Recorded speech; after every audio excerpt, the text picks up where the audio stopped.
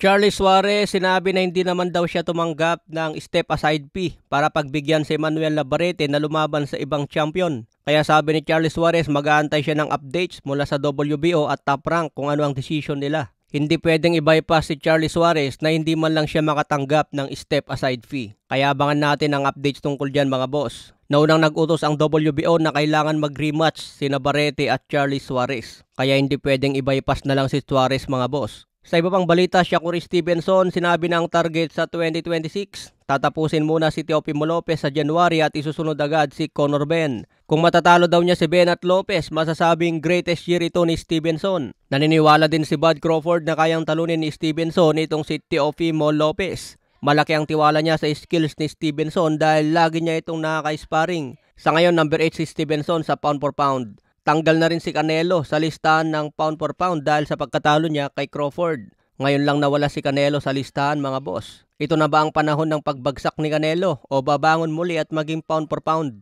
Kaya baka natin ang muling pagbabalik ni Canelo. Sa iba pang balita ayon sa post ng Ring Magazine, The Legacy continues. Ipagpapatuloy ni Jimwell ang pangalang Pacquiao sa larangan ng boxing. Malapit na magretiro si Pacman at magsisimula pa lang si Jimwell. Pro debut ngayong November 29. Sana maging champion si Jimwell balang araw. Wala naman imposible basta masipag lang sa training. Kaya abangan natin yan si Jimwell mga boss. Ngayon edad 24 pa lang siya. Sa iba pang balita, nagkainitan naman si Conor Benn at Devin Haney. Ayon sa bangayan nila sa post. Sabi ni Conor Benn, "Hoy Devin Haney, nagsasampa ka rin ba ng kaso kay Ryan Garcia dahil sa pambububog niya sa'yo? Tayo na lang ang maglaban para maranasan mo kung ano ang totoong exciting na laban. Alam namin kung paano mo pinapractice ang pagyakap mo." Sagot naman ni Devin Haney, "Ikaw din yung parehong duwag na negro na lumapit kagabi para makipagkamay.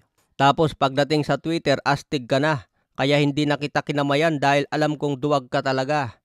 Kaya nga tumupi ang buntot mo at umalis ka na lang. Gusto mo lang makipag-away sa internet para pasikat ka." Ayan mga boss, ito talagang magandang bakbakan kung maikasa ni kamahalang Turkey.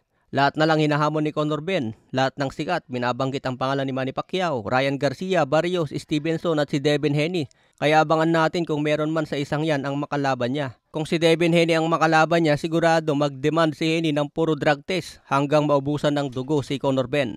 Naisa na si Devin Haney laban kay Ryan Garcia.